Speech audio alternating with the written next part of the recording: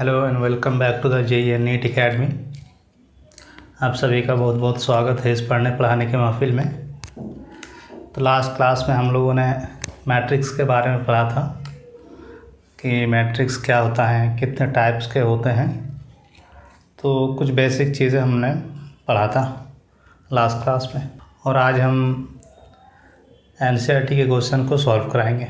तो NCERT question को solve कराने से पहले एक दो और पॉइंट रह गया है और काफ़ी इम्पोर्टेंट है। पहले हम उसे डिस्कस कर लेते हैं, उसके बाद फिर हम क्वेश्चन पे डायरेक्ट आते हैं। तो चलिए हम देखते हैं कि सबसे पहले जो सबसे इम्पोर्टेंट चीज़ है वो है आपका ऑर्डर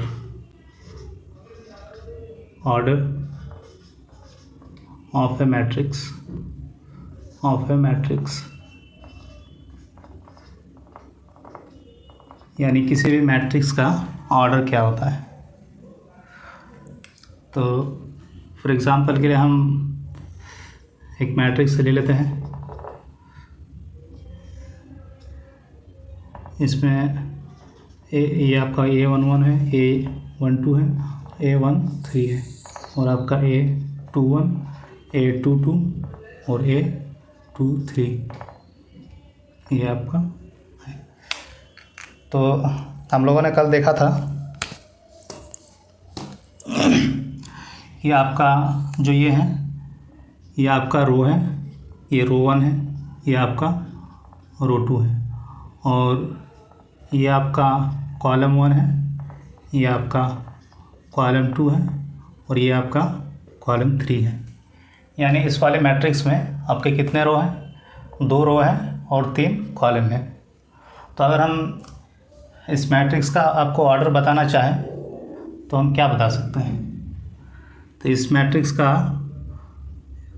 हम इसको कैसे डिनोट करते हैं यहाँ पे कि 2:3, यानी हमारा 2 रो है और 3 कॉलम है। तो ये जो रो और कॉलम जो डिनोट करते हैं हम, यही किसी भी मैट्रिक्स का ऑर्डर कहलाता है। यानी इस वाले मैट्रिक्स का ऑर्डर आपका 2:3 हो जाएगा, यानी 2 रो होगा और 3 कॉलम होगा। उसी तरह से अगर हम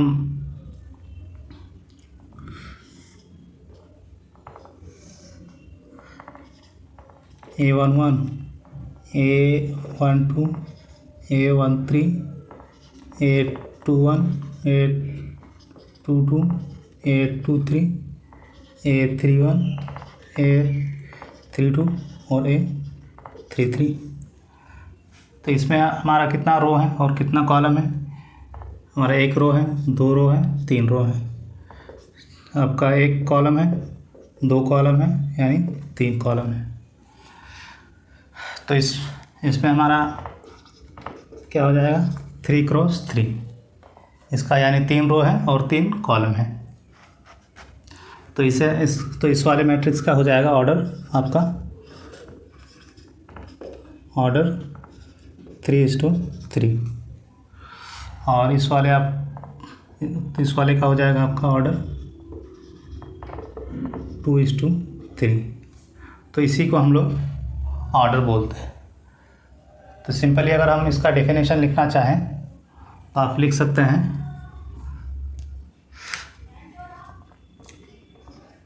the number of rose and column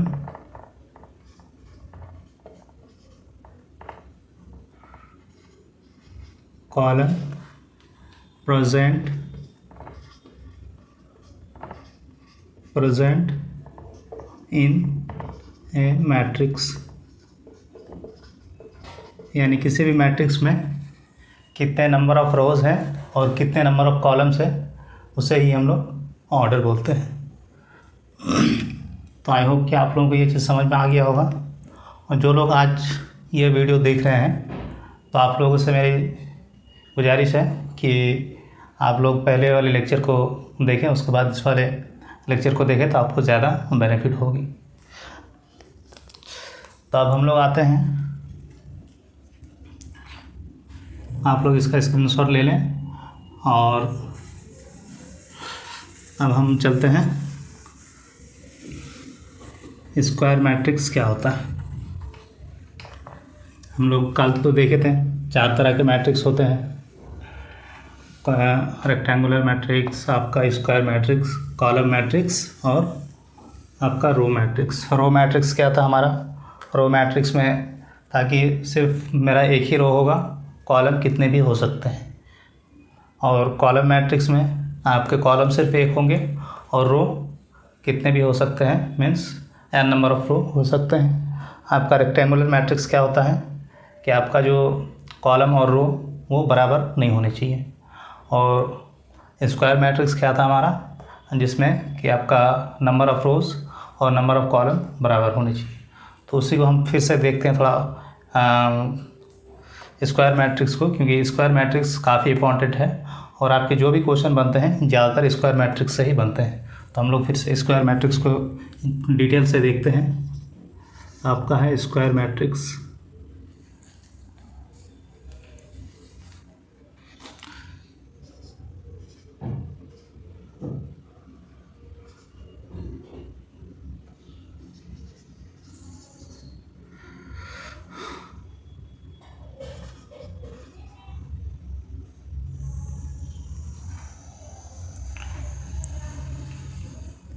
अब हम देखते हैं स्क्वायर मैट्रिक्स। स्क्वायर मैट्रिक्स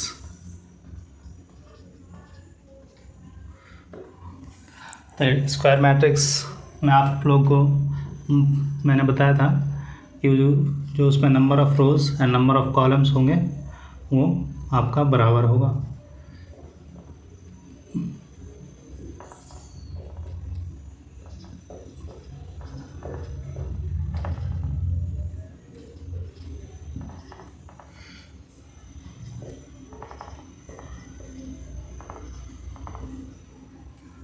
तो ये इसमें नंबर ऑफ़ रोज़ भी 3 है और नंबर ऑफ़ कॉलम्स भी तीन है।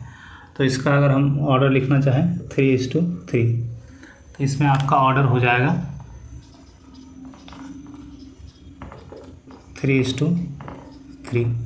और इसको हम ऐसे भी लिख सकते हैं कि इस मैट्रिक्स का ऑर्डर 3 है।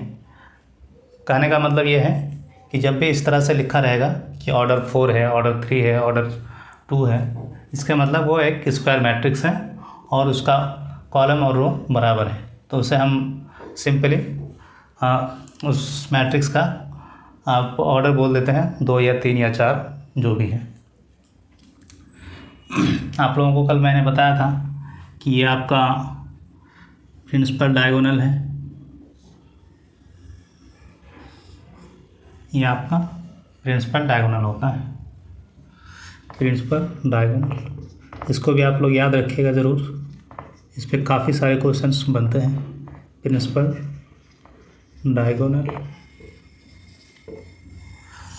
और एक है हम लोग आइडेंटिटी मैट्रिक्स, उसको पढ़ते हैं, उसके बाद हम लोग सीधे क्वेश्चन पे आएंगे। Identity matrix.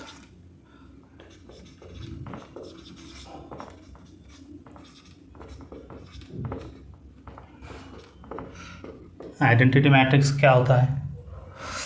आइडेंटिटी मैट्रिक्स का मतलब ये है कि जो ये हमारा प्रिंसिपल डायगोनल है, इसमें सिर्फ नहीं, ये जो हमारा प्रिंसिपल डायगोनल है इसके ऊपर और नीचे दोनों ही मतलब सारे ही ज़ीरो होंगे और जो प्रिंसिपल डायगोनल है उसके सारे एलिमेंट 1 1 होंगे। उसे ही हम लोग आइडेंटिटी मैट्रिक्स बोलते हैं। फॉर एग्जांपल के लिए आप लोग देख सकते हैं 1 0 0 0 1 0 0 0 1, ये आपका आइडेंटिटी मैट्रिक्स है और इसे हम लोग हमेशा आई से डिनोट करते हैं। तो और इसका ऑर्डर 3:3।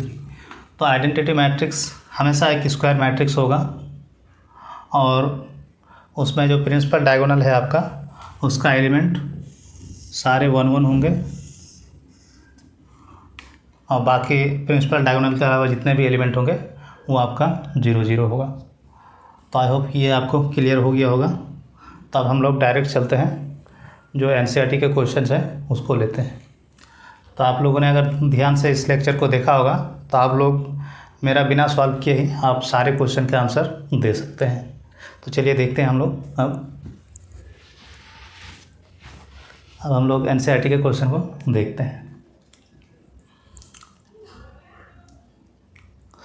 तो पहला क्वेश्चन है और इसमें आपको पूछा गया है, क्या क्या पूछा गया, ऑर्डर, नंबर ऑफ एलिमेंट। इसमें सबसे पहले आपको ऑर्डर पूछा गया है। तो ये आपका पहला क्वेश्चन है आपके एक्सरसाइज 3.1 का, ये नंबर 1 क्वेश्चन है। तो इस क्वेश्चन में आपको एक मैट्रिक्स दिया गया है और उसमें आपको ऑर्डर ऑफ, इस मैट्रिक्स का ऑर्डर पूछा गया है और इसमें कितने नंबर ऑफ एलिमेंट है और जो एलिमेंट है उसका आपको सिंबल दिया गया है, यानी स्टैंडर्ड फॉर्म में जो हम लोग कल लिख रहे थे। तो आपका जो स्टैंडर्ड फॉर्म में दिया हुआ है और आपको वो रिप्रेजेंट करना है कि इसका A13 का वैल्यू क्या है, A21 का वैल्यू क्या है और A33 का वैल्यू क्या है, A24 A23 का वैल्यू इसमें से आपको देख के बताना है। तो सबसे पहले आप लोग बताइए कि इस मैट्रिक्स का ऑर्डर क्या हो सकता है। ये तो बहुत ही इजी है, आप सभी लोग आई थिंक कि बता दिए होंगे। तो इसका ऑर्डर है आपका, इसमें कितने नंबर ऑफ रोज़ हैं, 1 2 3, यानी आपका टू रोज़ है, 3 रोज़ है, ये आपका 3 रोज़ है और कॉलम कितने हैं, 1 2 3 4, और ये आपका 4 कॉलम है। तो ये आपका पहला का आपका आंसर हो गया, या फिर मैं यहाँ पे लिखता हूँ आप लोगों के लिए सॉल्यूशन। पहला का हो गया आपका ऑर्डर 3:4। और अगर दूसरे क्वेश्चन की बात करें तो इसमें आपको पूछा गया है कि नंबर ऑफ़ एलिमेंट्स कितने हैं। तो आप लोग बताइए कि इसमें नंबर ऑफ़ एलिमेंट कितने हैं। आप अगर इसको गिनना चाहेंगे तो गिन के भी बता सकते हैं, लेकिन वो तो कोई भी बता देगा, एक 5th क्लास का लड़का भी बता देगा कि इसमें गिन के कि कितने नंबर ऑफ़ एलिमेंट हैं। लेकिन आपको जो बताना है, जो आपको ये ऑर्डर है, इस ऑर्डर को ऑब्ज़र्व करेंगे अगर, तो आपको कुछ दिखाई पड़ेगा और आप इसी ऑर्डर को देख के बता सकते हैं बिना इसको काउंट किए कि इसमें कितने नंबर ऑफ़ एलिमेंट है। तो इसमें 3 रो है और 4 कॉलम है, तो इसका मतलब 3:4, यानी इसमें 12 आपका एलिमेंट है। तो दूसरे में आपका हो जाएगा 12। अब तीसरा वाला क्वेश्चन जो है उसमें आपको बताना है कि जो A13 है इसका वैल्यू क्या है। तो हम लोग कल स्टैंडर्ड फॉर्म देखे थे कि जो ये पहला एलिमेंट होता है ये A11 होता है, A12 होता है, A13 होता है, A14 होता है, और आपका ये 21 होता है, A22 होता है, A23, A24, A31, 32, 33, 34 होता है। तो आपका ये 13 एलिमेंट कौन सा होगा। 13 मीन्स ये आपका किसको डिनोट करता है, ये आपका जो पहला वाला है, यानी हम लोग स्टैंडर्ड ऐसे लिखते थे ना, AIJ। तो हमारा आई क्या डिनोट करता था, रोज़ को डिनोट करता था, और आपका J कॉलम को डिनोट करता था। तो यहाँ पे रो हमारा फर्स्ट होगा और कॉलम हमारा थर्ड होगा। तो आप यहाँ पे देखिए कि फर्स्ट रो में थर्ड कॉलम कौन सा है, तो फर्स्ट रो ये है आपका और थर्ड कॉलम ये है, यानी आपका A31 का वैल्यू, ये वाला एलिमेंट आपका A13 है, यानी आपका 13 इसका आपका आंसर हो जाएगा। तो आप लोग इसी तरह से अगर 21 बताना चाहें तो बताइए, आप लोग दिमाग लगाइए इसमें कि 21 क्या होगा। मैंने यहाँ पे लिख दिया है कि जो I है आपका वो आपका रो डिनोट करता है और आपका J जो है वो आपके कॉलम को डिनोट करता है। तो यहाँ पे अगर 21 को बताएं, A21, तो आपका क्या वैल्यू हो जाएगा, यानी दूसरा रो और फर्स्ट कॉलम का जो एलिमेंट होगा। तो दूसरा रो आपका ये है और फर्स्ट कॉलम आपका ये है, तो उसमें वैल्यू कितना है आपका ये है आपका सेकेंड रो का और फर्स्ट कॉलम का एलिमेंट, तो ये आपका हो जाएगा 35। तो इसको मैं छोड़ता हूँ, ये आप लोग खुद से ट्राई करेंगे और कमेंट सेक्शन में बताएंगे कि इसके 33 कौन सा एलिमेंट है। और A44 मैं बता देता हूँ, A44 A24 है, A24 कौन सा हो जाएगा, A24 मीन्स आपका सेकेंड रो और फोर्थ कॉलम। तो आपका सेकेंड रो ये है और फोर्थ कॉलम आपका ये है, यानी इसका वैल्यू आपका 12 हो जाएगा। आपका A23 अगर हम लिखना चाहें A23, तो ये क्या हो जाएगा, यानी आपका सेकेंड रो और थर्ड कॉलम, ये आपका सेकेंड रो और थर्ड कॉलम, यानी ये आपका वैल्यू हो जाएगा 5/2। तो ये तो आपके NCERT के क्वेश्चंस हैं, मैं इसमें से एडिशनल लिख देता हूँ, आप उसको कमेंट सेक्शन में मुझे लिख के बताएंगे कि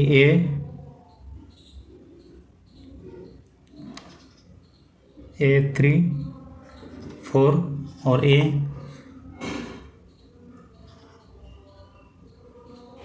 A24, इन दोनों का वैल्यू आप लोग निकाल के कमेंट सेक्शन में हमें बताएंगे। तो ये हमारा था पहला क्वेश्चन। आई होप कि आप लोगों को समझ में आया होगा, और अगर कोई दिक्कत, अगर नहीं समझ में आए कोई भी बात, तो आप लोग मुझे कमेंट सेक्शन में बता सकते हैं।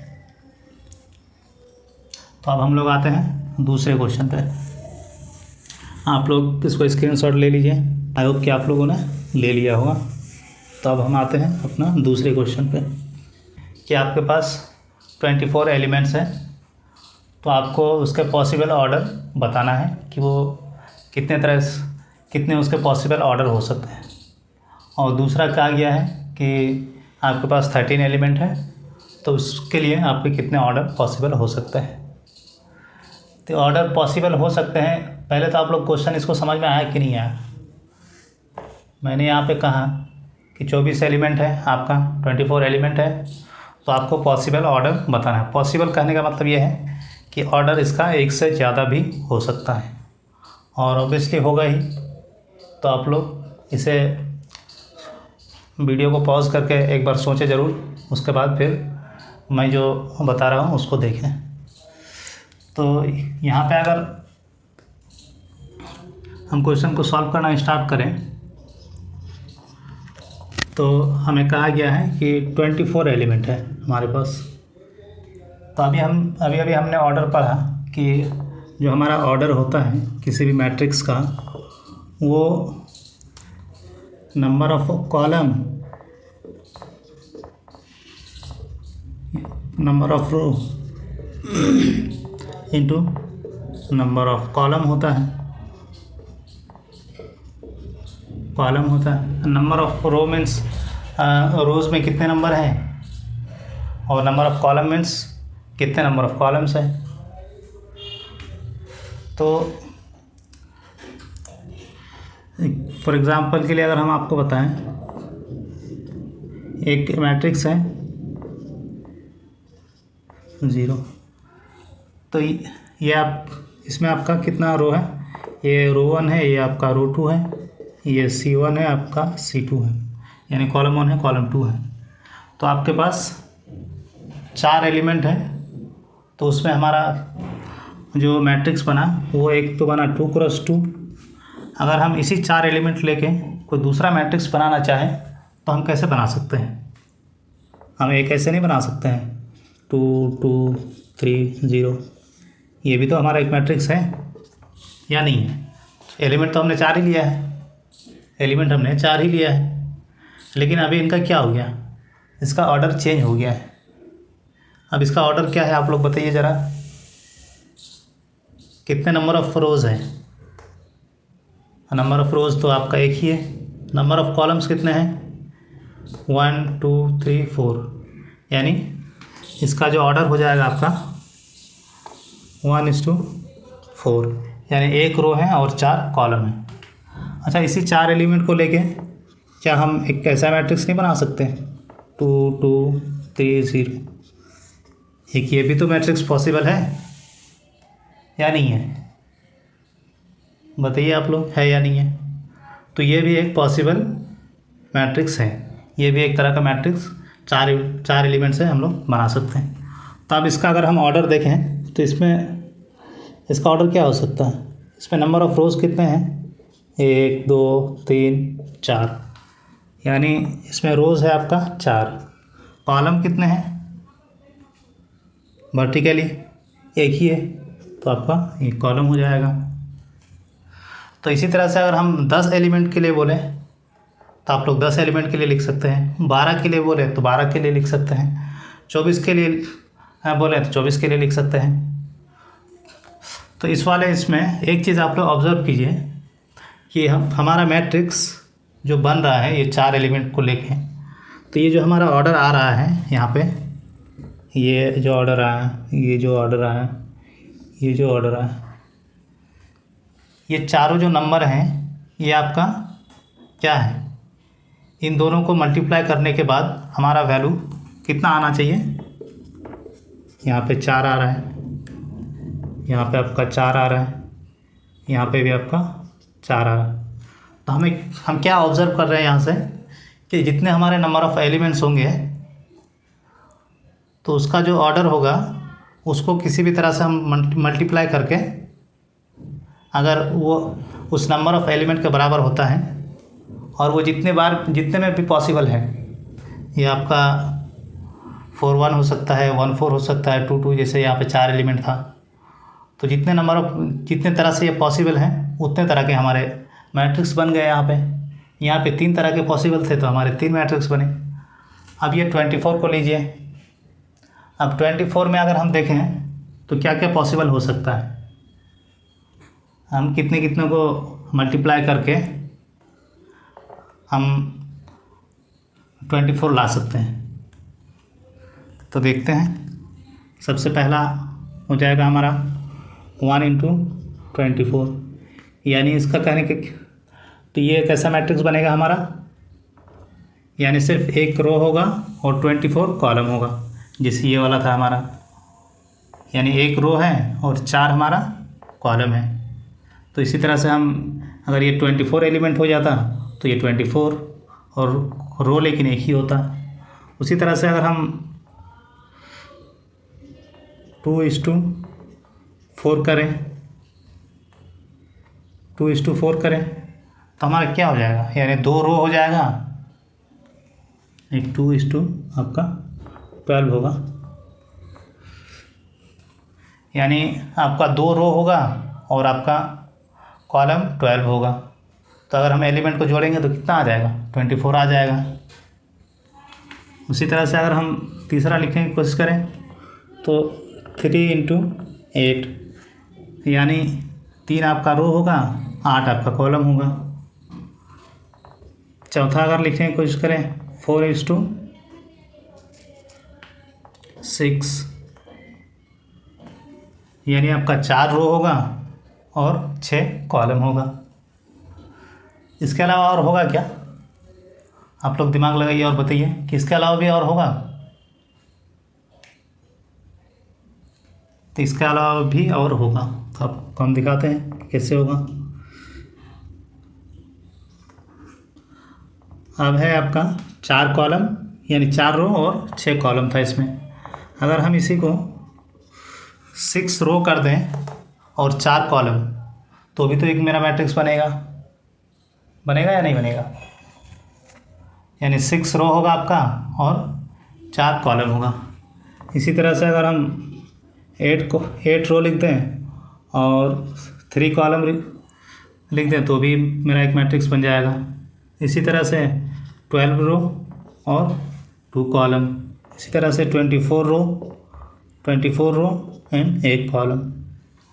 तो ये इतने टाइप के हमारे मैट्रिक्स 24 एलिमेंट से बन सकता है। तो कितने हो गए?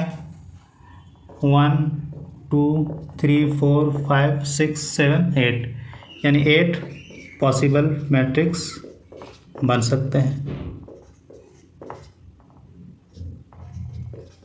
मैट्रिक्स बन सकते हैं हमारे। तो ये आपका पहला पार्ट हो गया। अब दूसरे पार्ट में है कि अगर आपके पास 13 एलिमेंट है तो उसका ऑर्डर क्या होगा आपका? तो उसका ऑर्डर क्या होगा? इसमें अगर हम कितने तरह के ऑर्डर हुआ? 1 2 3, यानी जितने पॉसिबल मैट्रिक्स होंगे उतने नंबर ऑफ आपका ऑर्डर भी होगा। तो इस वाले में 13 एलिमेंट में आप देखें, अगर ये नंबर ऑफ 13 एलिमेंट है तो 13 एलिमेंट को अगर हम मैट्रिक्स बनाना चाहें तो हम कितने तरह से बना सकते हैं? 1:13,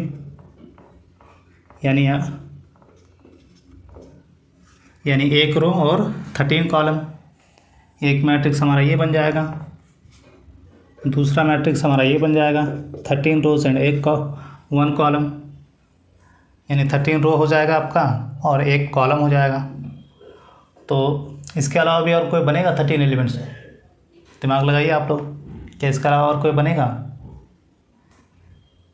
तो इसमें इसके अलावा और कोई नहीं बनेगा, ये 13 ही बनेगा, मतलब 2 ही बनेंगे। तो इसमें 2 ही पॉसिबल है, 2 आर पॉसिबल।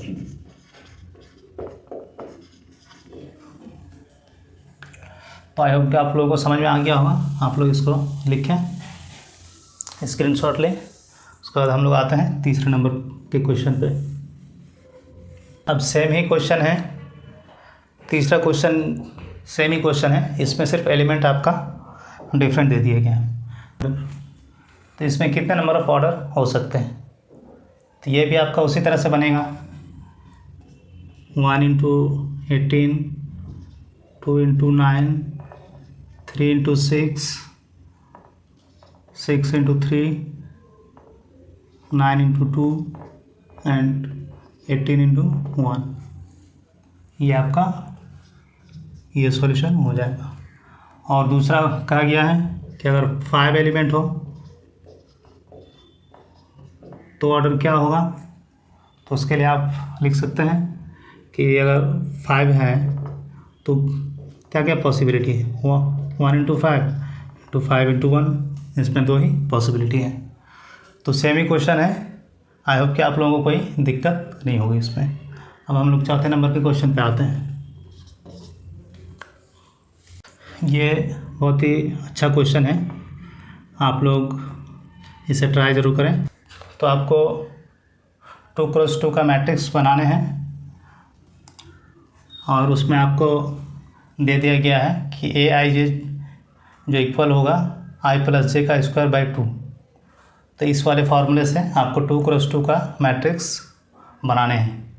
और दूसरे नंबर में AIJ I/J है और तीसरे में आपका I + 2J का स्क्वायर बाई 2। तो इस तरह से आपको मैट्रिक्स बनाने हैं। तो चलिए आप लोग एक बार वीडियो को पॉज करके पहले इसको ट्राई कर लें, उसके बाद मेरा सॉल्यूशन देखिएगा। तो आई होप कि आप लोग अभी तक ट्राई कर लिया होगा। तो आप लोग देखिए अब मैं इसे कैसे बनाता हूँ। तो पहला क्वेश्चन है हमारा AIJ = I + J का स्क्वायर बाई 2। तो हम यहाँ पे एक मैट्रिक्स लिख लेते हैं।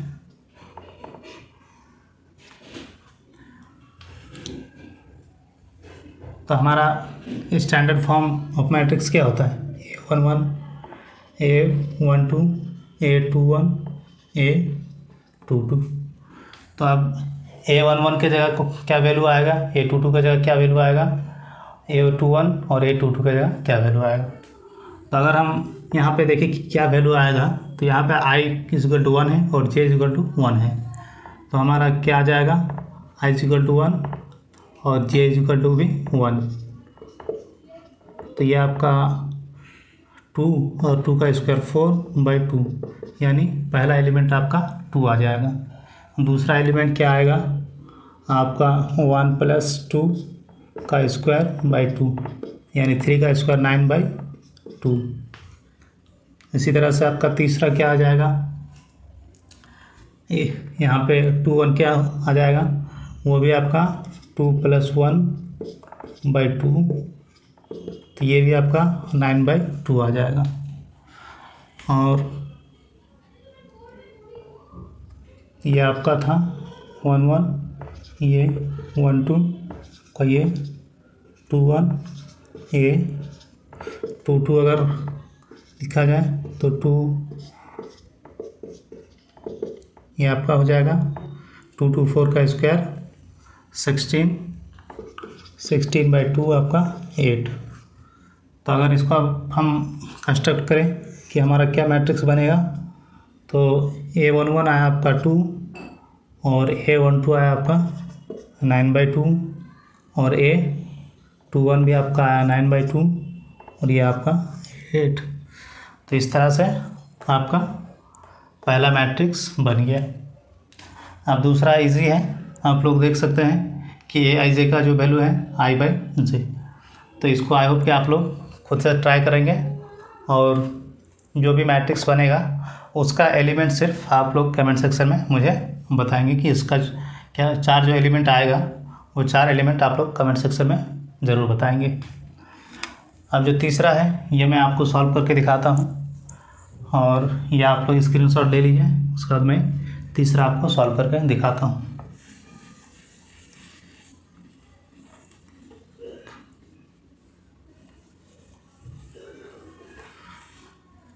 तो तीसरा हमारा है Aij का जो वैल्यू है I + 2j का होल स्क्वायर/2।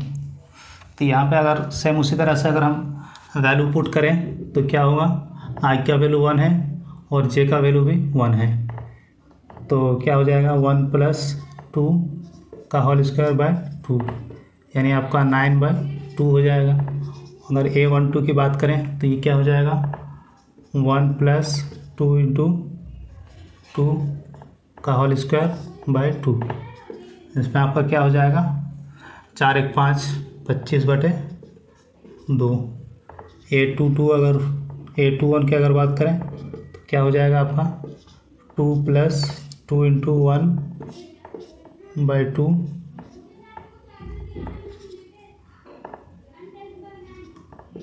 तो ये आपका हो जाएगा 2 और 2 4, 4 का स्क्वायर आपका 16, 16/2 यानी 8। और A22 की अगर बात करें तो 2 + 2 × 2 का होल स्क्वायर/2। तो आपका क्या आ जाएगा 2 × 2 4 और 4 और 2 6 और 6 का होल स्क्वायर आपका क्या हो जाएगा 36/2, यानी आपका ये आ जाएगा 18। तो अगर हम देखें कि मैट्रिक्स क्या आया हमारा, तो A11 है हमारा 9/2, A12 है हमारा 25/2 और ये 21 है हमारा 8 और आपका 22 है 18। तो ये हमारा थर्ड वाले का आंसर आ गया। तो आई होप कि आप लोग इस तरह के क्वेश्चन को समझ गए होंगे और इस तरह के कोई भी क्वेश्चन आएगा तो आप लोग उसे बना लेंगे। मैं एक क्वेश्चन आपको यहाँ पे दे रहा हूँ, आप लोग इसको होमवर्क समझ के कीजिएगा घर में ज़रूर, ताकि आपकी प्रैक्टिस हो जाए।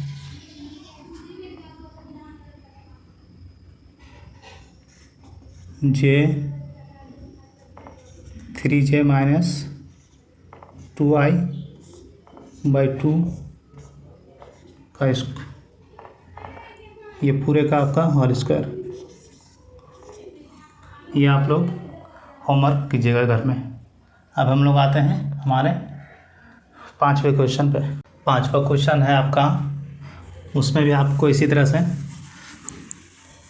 मैट्रिक्सेस को फॉर्म करना है और उसके लिए आपको एलिमेंट दे रखा है।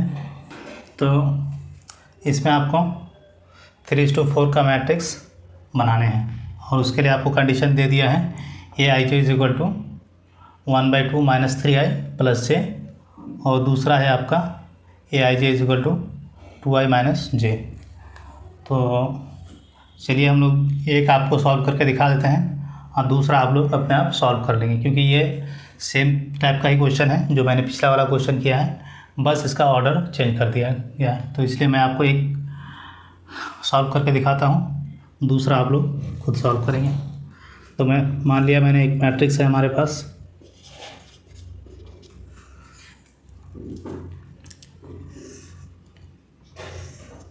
ये हमारा मैट्रिक्स है 3x4। 3x4 का मतलब आपका जो एलिमेंट होगा इसमें 3 रो होगा, आपका 4 कॉलम होगा। तो A11, A12, A13 और आपका A14, आपका A21, A22, A23, A24, A31, A32, A33 और आपका A34। तो ये आपका 3/4 का मैट्रिक्स बन गया।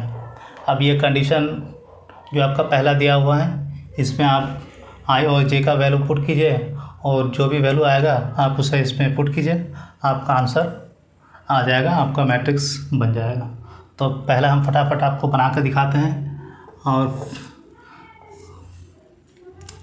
तो हमारा A11 क्या हो जाएगा आपका, इस बार हम पूरा सॉल्व नहीं करेंगे, आप लोग समझ गए होंगे कि कैसे हम लोग सॉल्व करते हैं।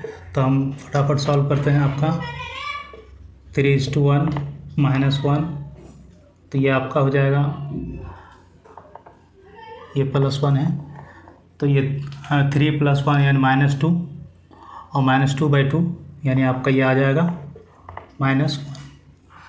इसी तरह से आप 1 2 अगर देखें तो आपका क्या हो जाएगा 1/2।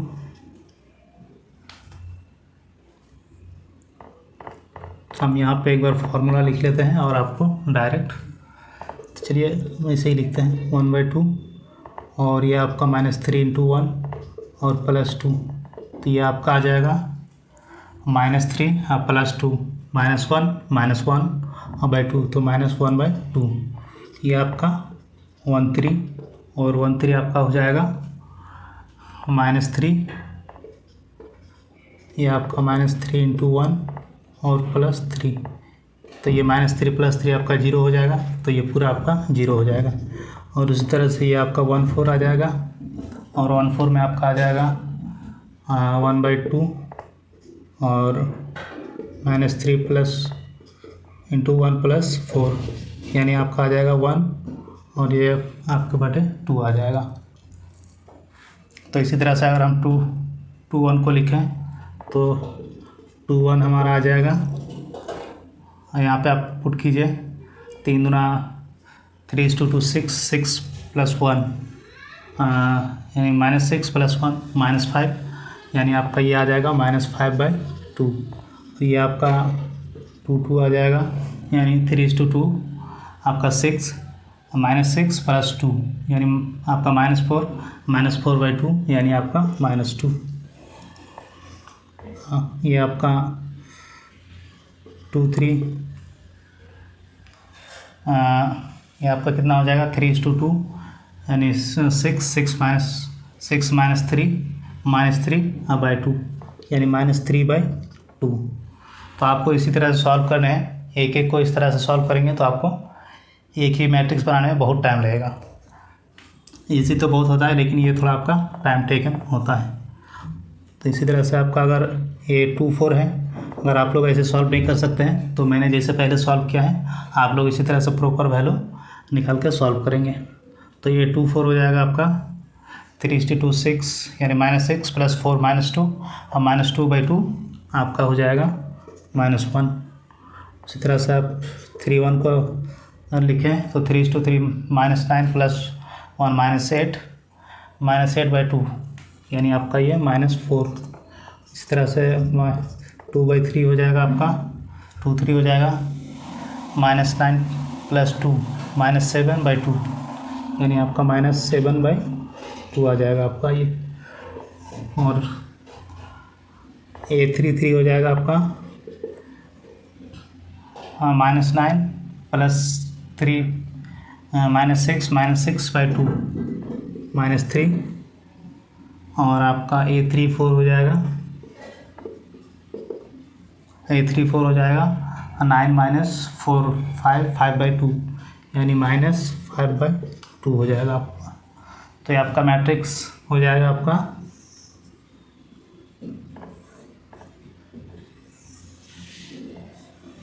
तो ये आपका मैट्रिक्स होगा।